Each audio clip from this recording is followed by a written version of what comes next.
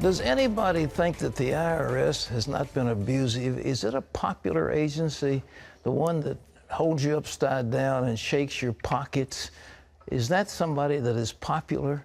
Well, they certainly weren't popular with Congress when Chairman Issa went after them, said there's a crisis, and he went after them. And they don't believe that the dog ate the homework. They just don't believe it. Terry? Well, they're talking about emails that are missing. They could provide key evidence in the Tea Party scandal. The IRS commissioner was on the hot seat during a congressional hearing last night. Republicans aren't buying his answers, and some even want a special prosecutor. Charlene Aaron has the story. It's time for a special prosecutor so we can get to the truth and get past this sham of an investigation that the Justice Department is doing. But IRS Chairman John Koskinen brushed aside accusations that the IRS has obstructed investigations into the targeting of Tea Party and other groups, even while Republicans challenged his credibility.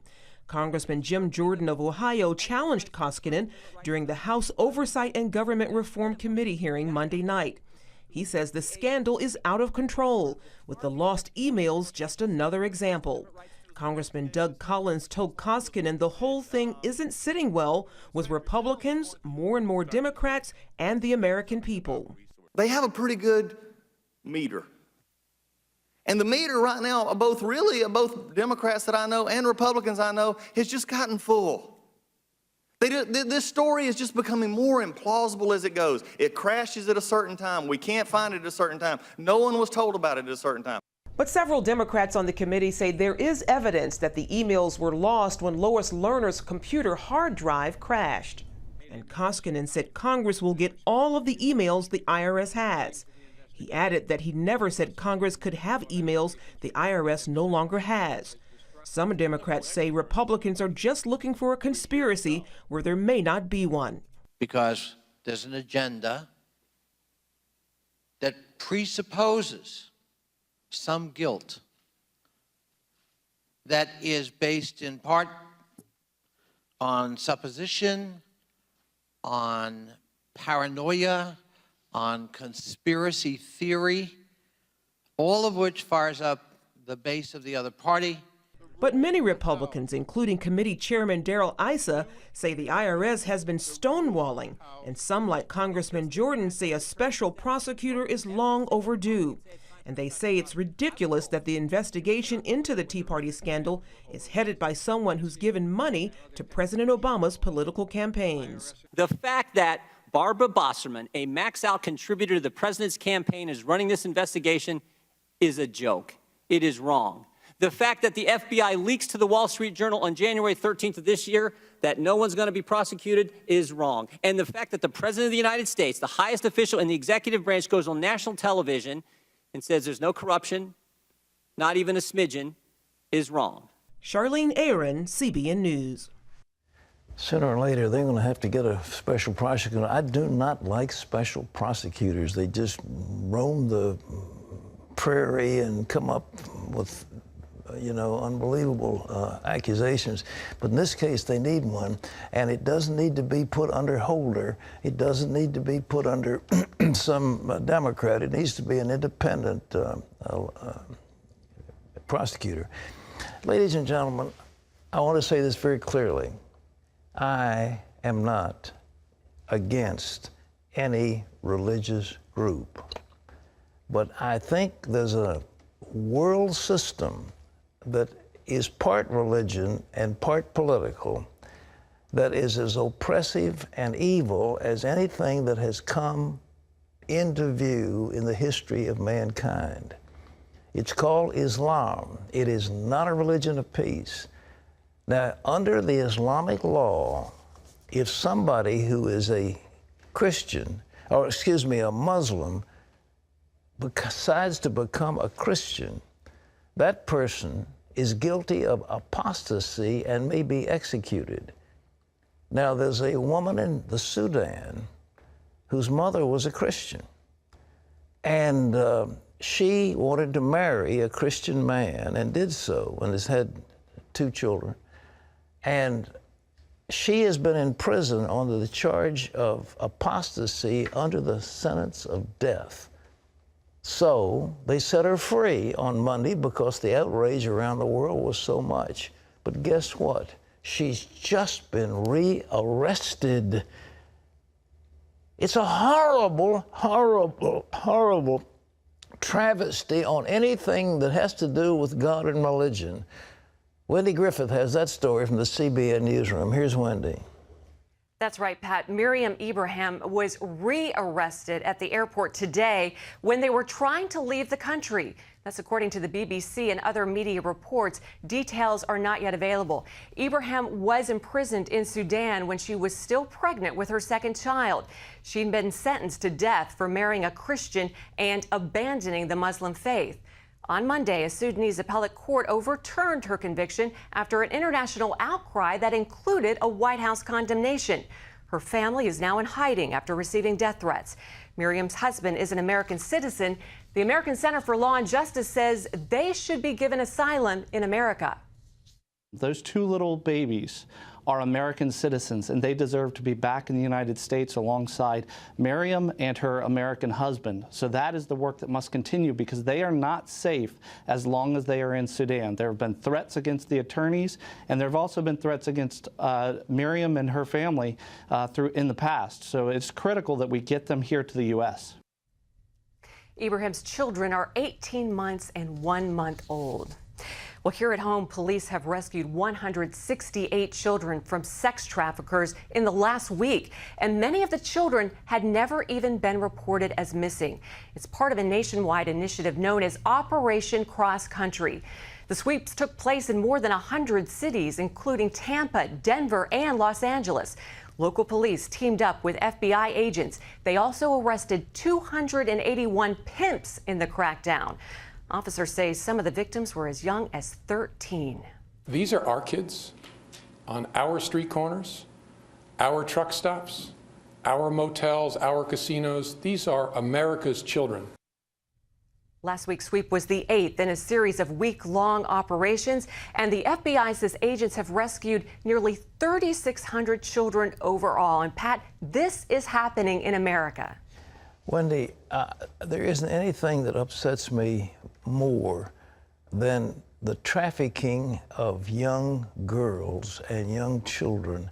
The idea that a child would be used for sexual exploitation and they're treated as commodities.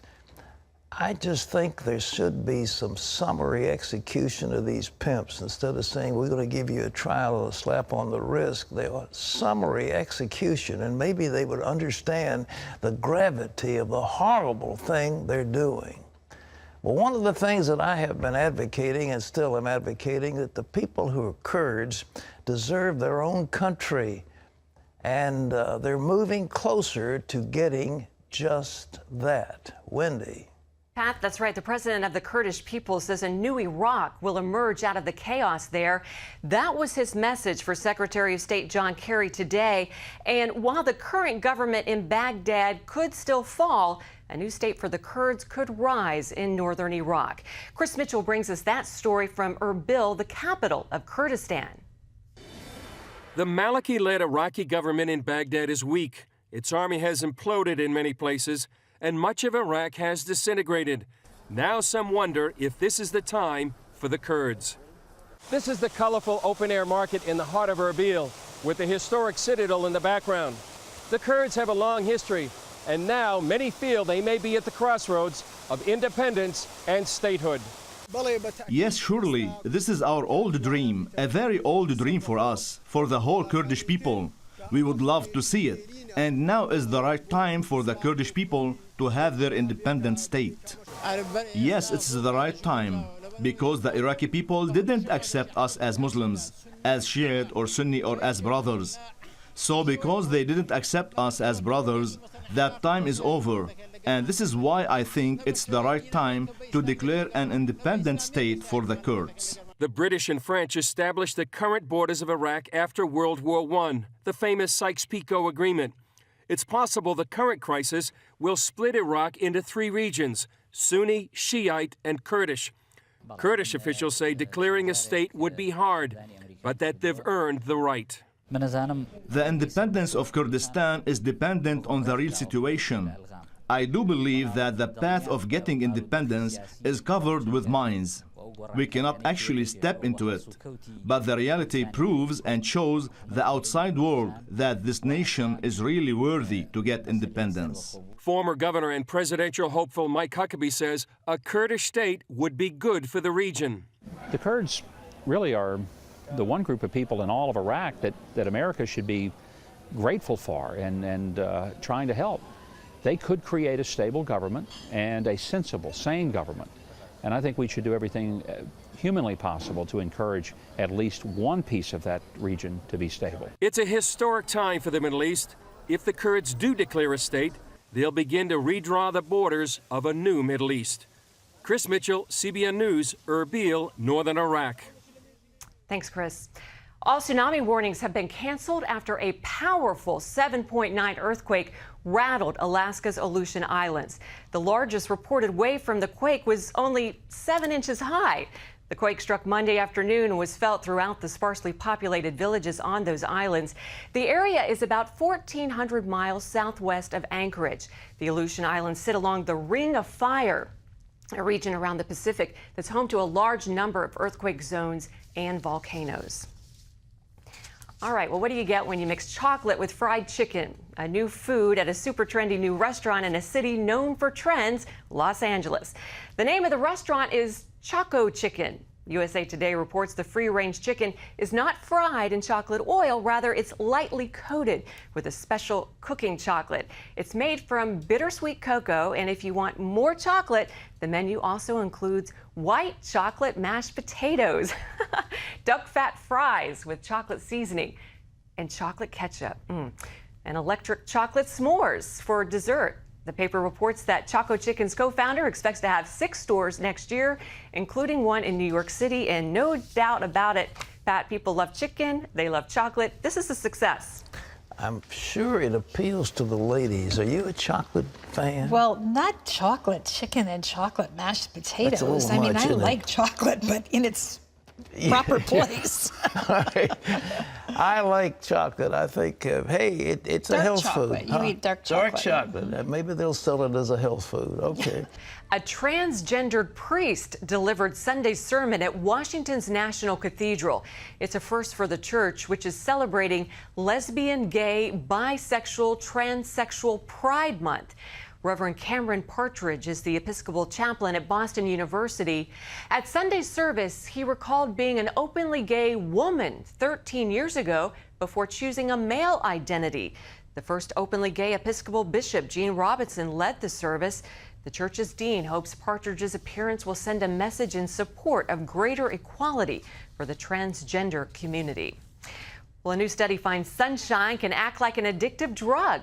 After a long, cold winter, and it sure was, many Americans are taking every chance they can to soak up a few rays.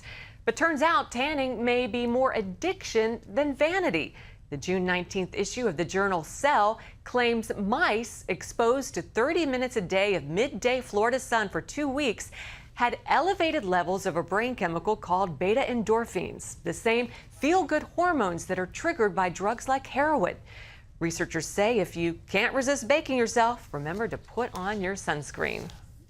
Well, you could always get the latest from CBN News by going to our website at cbnnews.com.